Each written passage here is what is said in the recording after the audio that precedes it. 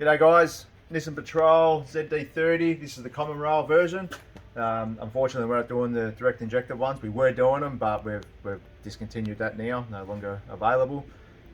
But the common rails are 100% available, so these respond extremely well to a remap. So we find your standard exhaust system, ECU remap, and a boost control solenoid, so either a Tilix valve, GFB, or the Turbo Smart actuator. Either of those work well. The Tilix valve is probably our favourite one. It's the most user friendly and adjustable. Just a little bit more sort of stuffing around to set up, but you get the gist of it and get it all working good. It's a pretty solid and effective system. So, but I'll do a power run now, and then we'll talk about the dyno sheet and go from there.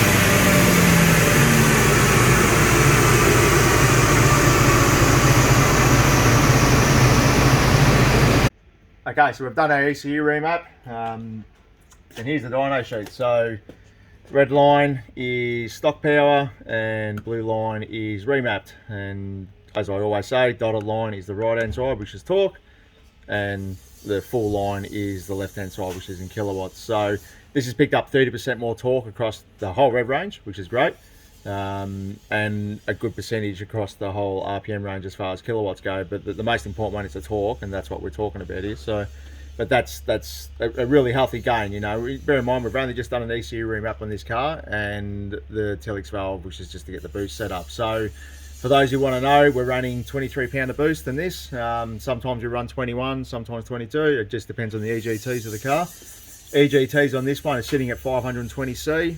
And that's after holding it for around sort of 30 seconds at full load on the dyno, so it's still respectable. We see a lot of these things run a lot hotter, and even in factory form they actually do run reasonably hot anyway. So, but the 520 is more than acceptable. Torque wise, obviously as I said before, it's 30% more torque.